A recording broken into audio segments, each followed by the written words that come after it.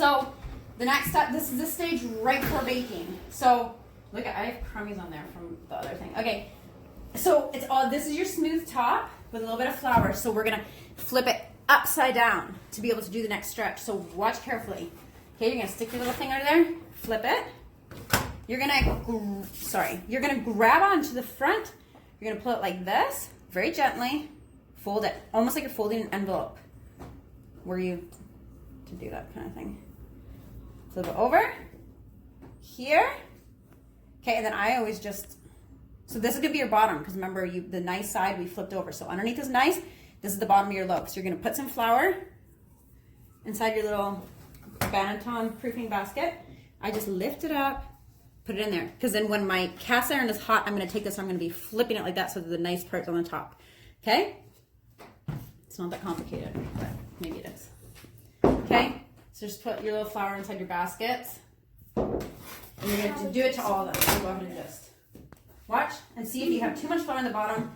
You won't be able to hold it, and then it'll be sliding all over the place, and you'll just be irritated.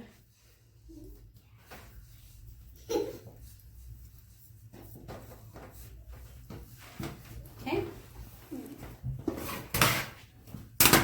Anything to add, Oliver? No.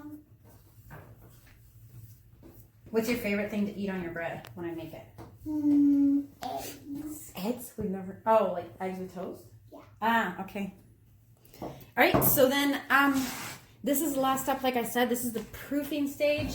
I just put a little bit here because the worst is when you do this, and I've had it first stick to my towel, and you're just like, oh. But the good news is it's just the bottom, so it's not like a huge deal. But anyway, I feel like I've said that at every stage, but it's not a big deal.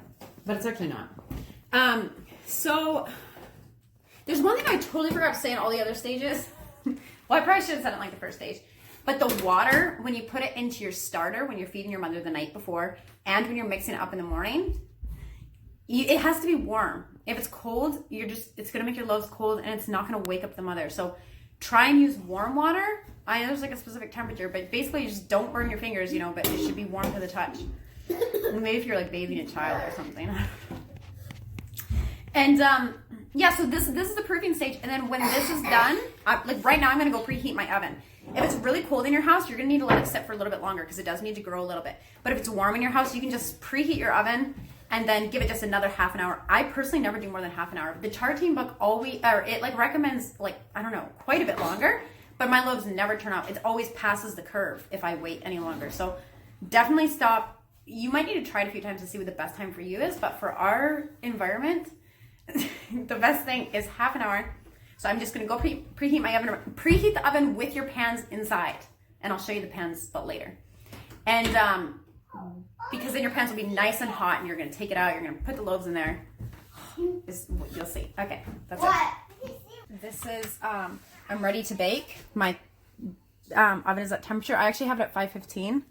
I realize I actually do that every time. It's like they say 500, I think, but I don't know. I always do 550. So I'm gonna take it out. My oven's also very dirty. But anyway, so these are nice and hot. So make sure you use hot pad. This is what you're gonna be putting it in. This is called just a cast iron combo cooker. Okay, do it as quickly as you can because you don't want to lose heat. Every time the longer you take, the longer. So you turn it out and see how beautiful that is because I turned it upside down, right? You can have a beautiful scoring tool, or else you can just use a knife like I do because I don't have that tool. Maybe I'll get one for my birthday or something. Okay. Then for the first half, we'll talk about times in a little bit, but for the first half, it's going to be covered. So you put the big part on top because this ceiling of it is going to trap in the steam. So that the first half is okay, do not look down. Is steaming the bread. The second half you're going to remove the lid and it's going to crisp up and brown the outside, and you're just kind of like the most beautiful thing ever.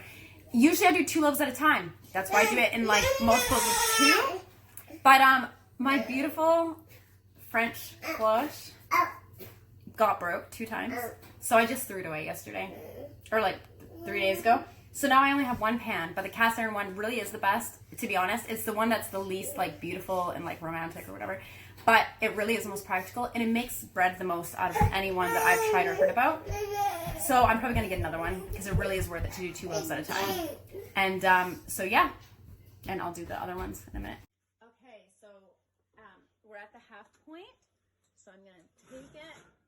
Watch out, Amy, stay back. Pip it, and I'm just gonna take off the lid. Leave your lid in there. But see, it's really nice. Here, Pip is holding it for me because Daddy's busy. So see, this is halfway through, so it's not browned yet, but it's all steamed. Okay, but it needs to cook for the same amount of time that I've left it. So I'm just gonna put it in there. One thing I did not say is that the temperatures of the oven is gonna change a lot. So my oven is 14 minutes before you take your lid off and 14 minutes after. First half is obviously so it steams with the lid on. Second half is so that it browns. But it changes so much depending on what kind of oven you have. You might have electric, you might have gas or convection. And like my mom, she has convection, hers goes so fast. In Mexico, it could literally be in the oven for like an hour and it was still not brown. So you're gonna have to experiment.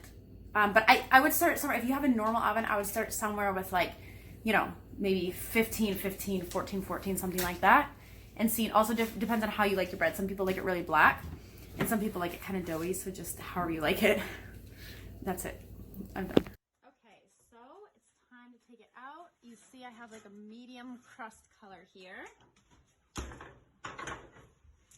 Okay, and I'm going to go ahead and come in close. You can see I just did 1 score across the top, so you just have the 1 line. Some people do X's, you can do squares. If you have a little scoring tool, you can do all kinds of fancy things. You can do 2 stripes, 3 stripes. I always do 1 because I'm just a practical person, I guess. Just kidding, but I don't know. I just have always done 1, and I probably always will do 1. So then it just pops right out, and you can just. So I cook them for different lengths of time. This one was the least long in the oven, and then this one next, and then this one was the most. In fact, I just took it out. So if you listen carefully, you might be able to hear the song of bread, which is the really pleasant crackle that it makes when it first comes out. You can put your ear up to it and it just sounds really beautiful.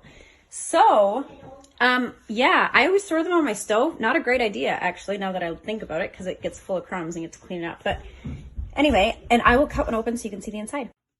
So cut it straight down the middle.